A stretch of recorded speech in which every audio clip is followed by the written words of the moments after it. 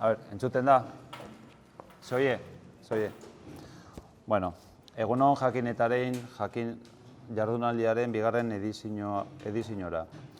Azken urteotan, udalak bat egin du Euskadiko STEAM hezkuntza estrategiarekin. Estrategia horren helburua da bokazio eta asmo profesionalak inspiratzea zientziaren, teknologiaren, ingenieritzaren eta matematikaren esparruan. Etorkizuneko belaunaldiak prestatzeko, batez ere industriaren bilakaerak lan merkatuan ezartzen dituen erronken aurrian. Hala, gure departamentotikan, hainbat jarduera jarri ditu abian eremu horretan, ikastetxeek zuzenean garatutako lana babesteko eta aldi berian zientziaren, teknologiaren eta berrikuntzaren garrantzia herritarren artean zabaltzen laguntzeko. Adibide gisa, honako hauek aipatu nahi nituzke.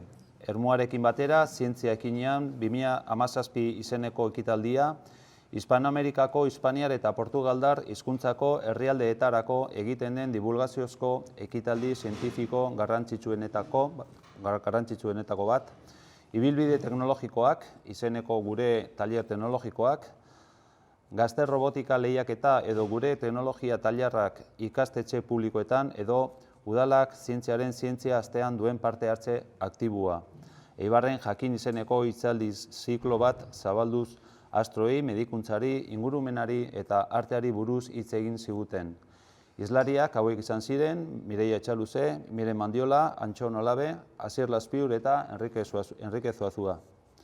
La edición de este año del Jakin Erein será distinta, ya que hemos concentrado el evento en una sola jornada orientada a la universidad y más concretamente hacia sus alumnos, alumnas del final de carrera de energías renovables, apoyándoles en los procesos de emprendimiento, abordando aspectos científicos o tecnológicos con el objetivo de que surjan ideas clave que puedan servir en un futuro para desarrollar proyectos personales u otros dentro del ámbito de la universidad, y todo ello coordinado por la coordinadora de la sección de Eibar de EIG, Oiana Aristondo.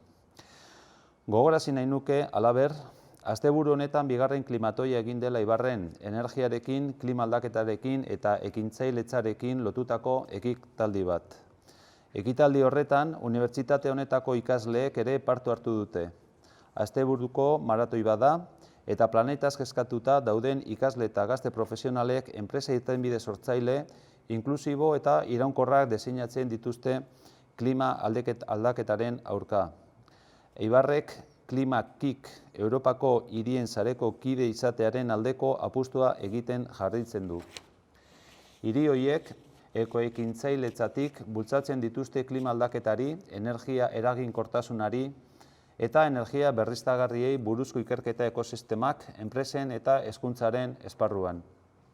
Aunque haya habido variaciones con respecto al año pasado, el principal objetivo sigue intacto, difundir los valores y la relevancia de la ciencia, el arte y la cultura en todas sus vertientes y fomentar las vocaciones científicas de los jóvenes de Eibar y su comarca, con las materias relacionadas con estos ámbitos desde un enfoque multidisciplinar, promoviendo proyectos centrados en la innovación, la creatividad y el diseño.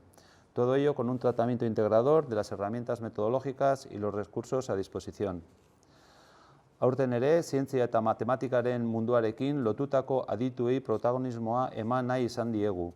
Enpresa, esperientzia, berritzaileenei eta energia sektoreak aurre egin beharreko erronkei buruz duten ikuspegia partekatuko baitute eta hori guztia koordinatuko du Gipuzkoako Ingenieritza Eskolako Eibar ataleko koordinatzaile Oiana Aristondok. Honase dira, Javier Sánchez, Ana Picallo, Alain Ulasia, Cristina Peña eta Eneko Ereuskin.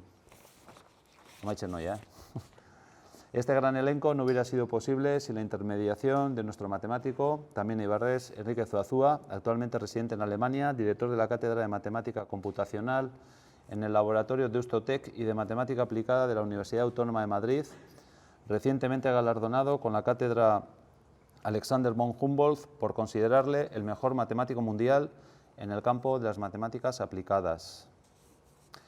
Algo no estaremos haciendo bien cuando no somos capaces de retener a los mejores hombres y mujeres, cuando nuestros jóvenes que nunca han estado mejor preparados han de salir porque no encuentran oportunidades o porque los sueldos son insultantes. Bueno, vamos a dejarlo aquí. Esto De momento, vamos a dejarlo aquí. Gure ustez, zientziaren edapen sozialeko jarduerek eragin nabarmena ez baina garrantzi handikoa dute.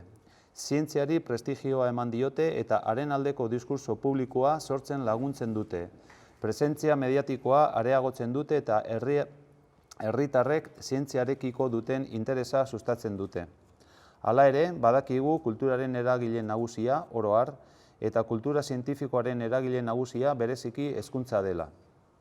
Ezin da bestela izan, baina ekintza horiekin zaletu berriak errekrutatzen badira, gai jakin batzuekin lotuta behintzat Eibarko Udalak ontzat emoten du.